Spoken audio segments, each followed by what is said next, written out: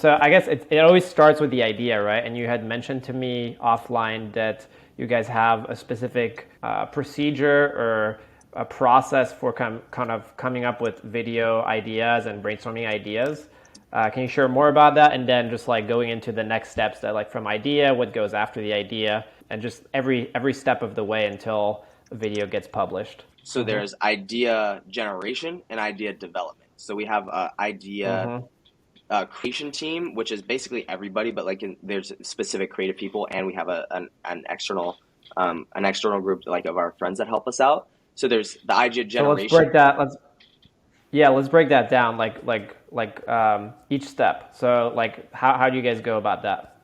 So I'm less involved in that, but from what I do know is it's really just them sitting sometimes in the movie room, sometimes in the living room, sometimes in the pool, like sometimes taking walks, like just them coming up with crazy ideas, throwing stuff at the wall and seeing what sticks. We also have like a group of people And who who's them? Is that it's our do you guys creative have team. like It's our creative team, so okay. it's a mix of Eric. Eric's less involved in it now, but it's Max, who's our creative director, and then we have two assistant creative directors, Sam and Sam. So Sam Thomas, who's the one who's like he's Beans in our videos if you watch Beans, and then Sam Okay. Decker, who's Eric's cousin, who's working with us.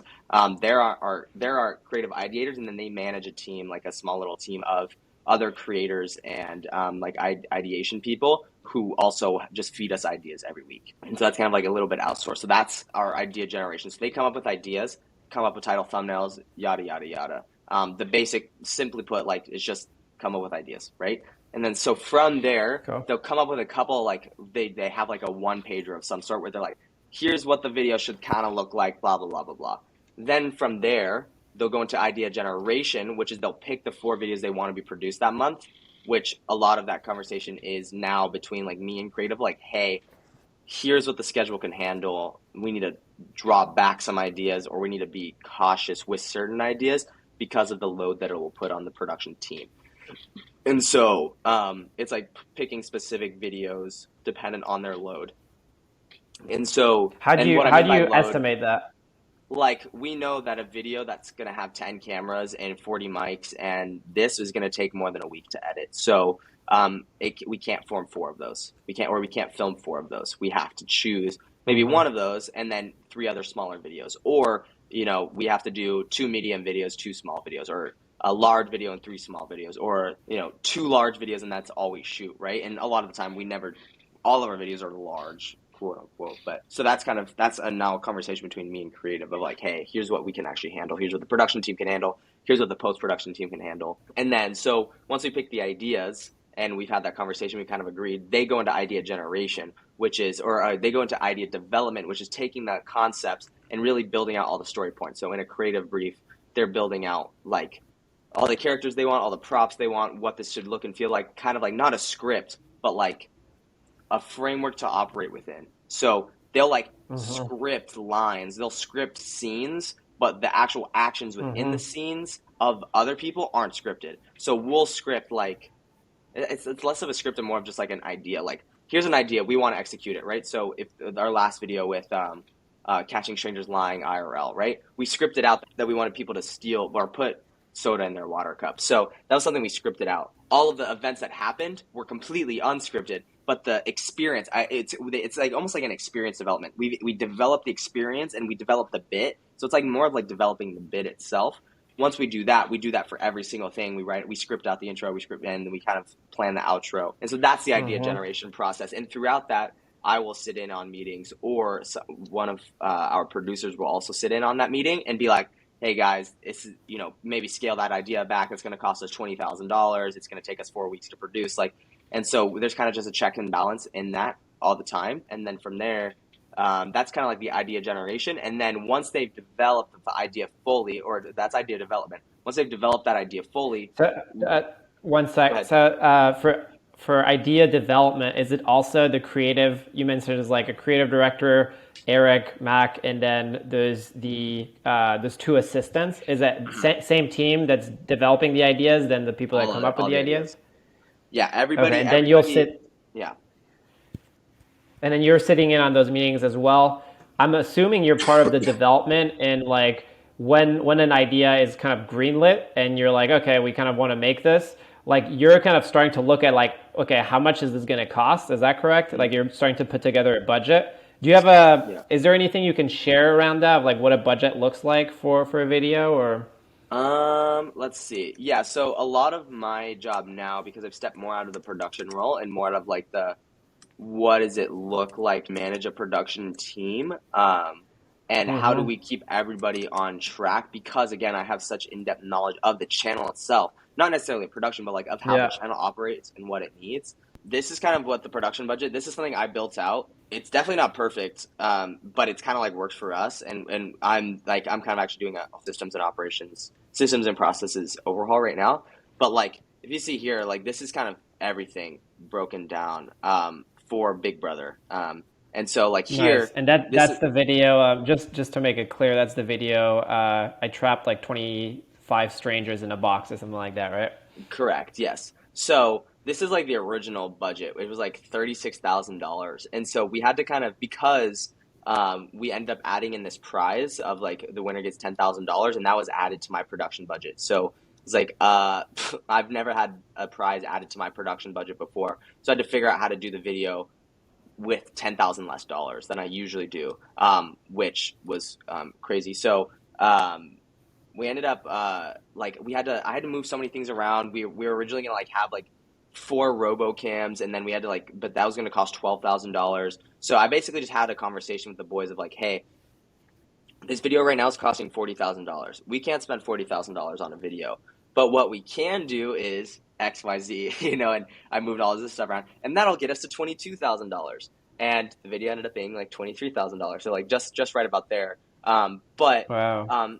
the I mean, I don't know if I could break it down. We had to like cancel people's flights last minute. We originally were gonna have 4 sumo wrestlers. I told them, guys, we don't need 4 sumo wrestlers. We're just gonna get 2. That saved us $1,800, or it just Where do gave you us. find sumo wrestlers?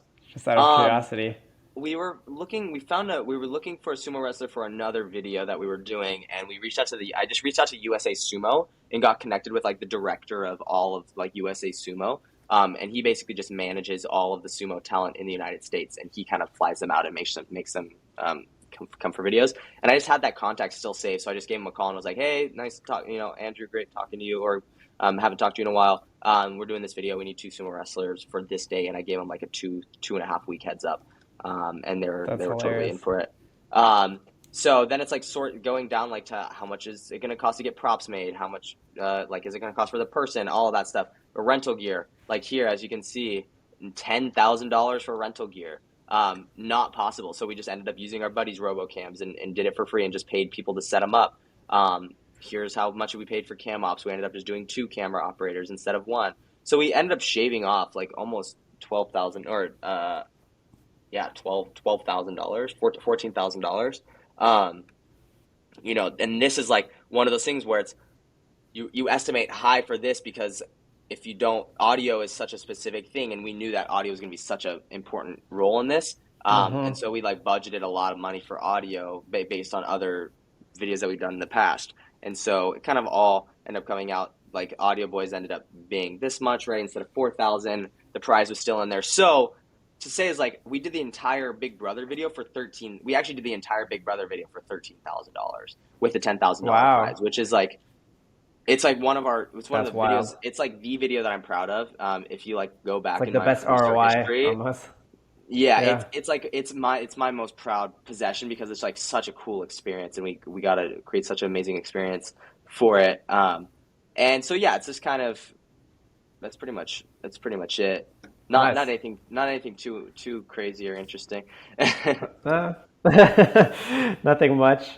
Dude, that's wild. Okay, cool. So thanks for breaking that down. And we're gonna come back to more examples towards the end of the interview where we break down like different videos and like how you go from idea to final product as the producer. But so where were we? We were at idea development. So what comes after that?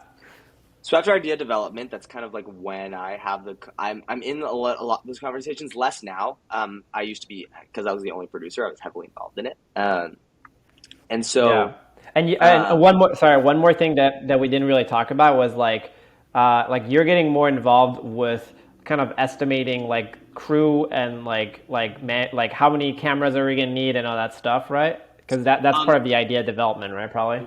So in idea that's so luckily our creative director is also like kind of like our technical director, so he does a lot of that. So he does all of our overheads and all of our planning for like how many people we're going to need and what cameras we're going to need. We're looking to bring in someone to do that role actually. So if you get gear and you get creative, text me. So that's less of me. I know the crew, and so I'm the one hiring them and paying them and all of that stuff. But I'm less in the involvement of like, and then I'm also in the fact in the conversation of like, do we really need 7 cameras and do we really need 7 crew, or can we shoot this thing with 3 cameras and 1 crew? Like, so I'm always back. I'm like the great idea, guys. Love this. Amazing idea. The answer is always yes. I learned this from my dad because he's in production. The answer is always yes, but the answer is yes, but. So it's like, yes, we can shoot this video, but it's going to cost you $100,000. It's going to take 3 months to pre-produce, and it's going to take 2 months to edit.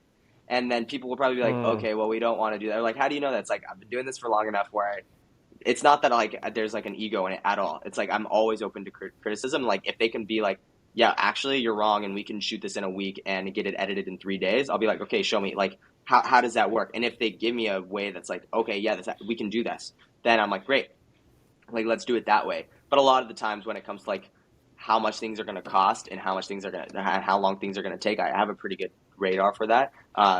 Just especially for like the whole YouTube space now, I know that people are going to upcharge us because we're YouTubers and all this stuff, or there's there's so many politics behind it. But yeah, so I'm less involved in that process. But from the idea, so it goes idea generation, idea development. In the idea development phase, that's when producers kind of come in. They start doing some research. There, and my old role would be like budgeting and like figuring out how much is it going to cost. And it's less of like having like a final budget right off the bat, but it's like, okay, we know we have this amount of money to spend. We can only do so many things we can only do so many things that allow us with that we're only allowed to do so many things within that budget, right? So we can't book 10 locations because that'll cost $30,000, right? We can't book 3 locations and then also book 100 talent because that's going to cost us $55,000. You know what I mean? Like it costs a lot to get people and to book places. Like it's just a lot of money. So then we have the conversation of, okay, do we actually need this many locations, or can we do it is there another location that has those same things in like one area? That's what happened with the dating video with Jack. Like we found a stage and a black curtain wall. It was literally the same studio. All we had to do was flip cameras around and light the stage, and it was done. So and we saved a lot of money there and time because we didn't have to transport to another location. So yeah, like a lot of it is just like me coming in and talking through logistics with creative and making sure that we can actually make their idea happen and they're not disappointed with it, right? So it's a lot of like humbling of like, okay, great idea. Right now, this is not something that we can do. We can definitely do it, but it's going to cost X amount of money and it's going to take this amount of time.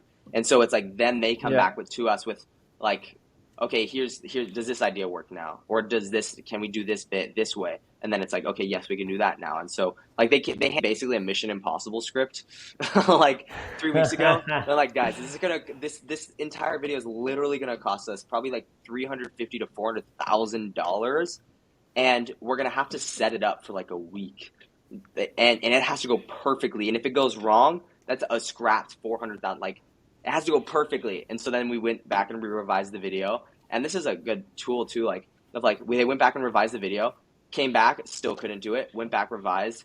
We're like, okay, we're getting there. Went back, revised, and they came, and it was still going to be like a $50,000, $60,000 video.